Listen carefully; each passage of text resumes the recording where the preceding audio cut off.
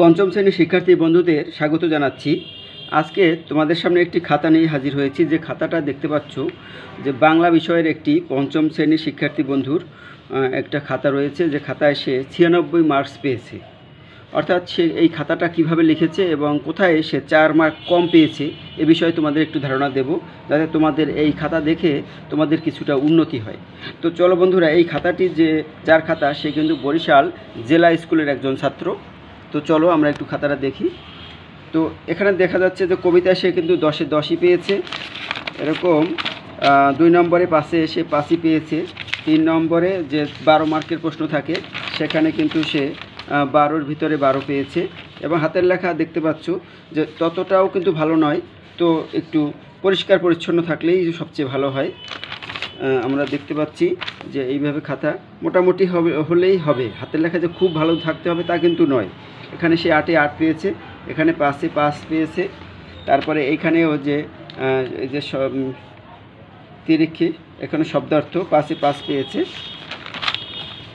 তারপরে 7 নম্বরে বাক্য গঠন, সেখানে 5-এ 5 পেয়েছে। তারপরে 8 নম্বরে যে চলিত সাধুরূপ, সেখানেও সে 5-এ 5 পেয়েছে। তারপরে 9 নম্বরে টিক চিহ্ন থাকে সম্ভবত, সেখানে 5-এ 5 আছে। বাকি পঞ্চম। তারপরে 10 নম্বরে থাকে ডাব্লিউএস কোশ্চেন, সেখানে সে 5-এ 5 পেয়েছে, গ্রামাটিক্যাল। তারপর 11 নম্বরে যুক্তবর্ণ ভেঙে শব্দ গঠন, একটা করে শব্দ গঠন, 5-এ 5 মার্ক পেয়েছে। তারপর 12 নম্বরে থাকে সম্ভবত বিপরীত শব্দ, শত্রু মিত্র, দেখতে পাচ্ছ, এগুলো ঠিক আছে। তারপরে 13 নম্বরে এখানে 13 নম্বরে হলো গিয়ে সেখানে 5-এ 5 পেয়েছে। 13 নম্বরে দেখলাম যে এক কথায় প্রকাশ, কিন্তু 16 নম্বরে আছে বর্ষাকাল, অর্থাৎ একটা রচনা।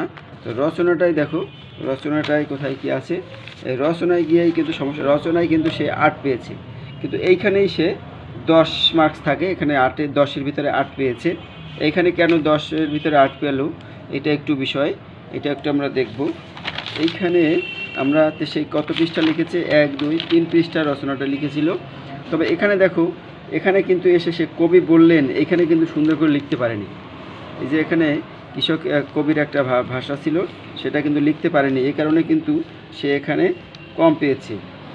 এই কারণে কিন্তু সে কম পেয়েছে। এদিকে কিন্তু সে উপসংহার পর্যন্তই লিখেছে। তো এই 3 পৃষ্ঠার ভিতরে এইখানে একটু ভালো লিখতে পারেনি, ওভার রাইটিং করেছে, এবং না লিখতে পারার কারণে সেখানে কিন্তু 2 মার্কস কম পেয়েছে। আর 15 নম্বরে থাকে তোমাদের দরখাস্ত, অর্থাৎ আবেদনপত্র থাকে প্রধান শিক্ষকের নিকট।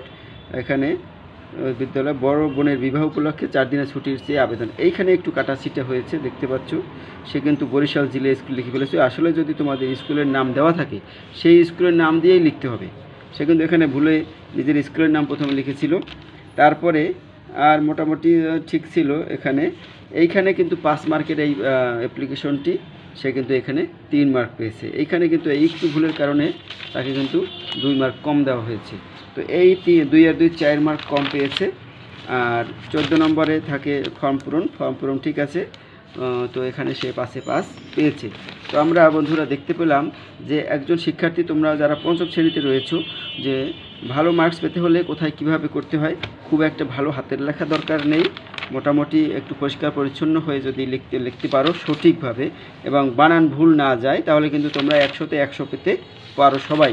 সুতরাং তোমাদের এ থেকে কিছুটা ধারণা হতে পারে, সেজন্যই কিন্তু এই খাতাটা দেখালাম। ধন্যবাদ সবাইকে।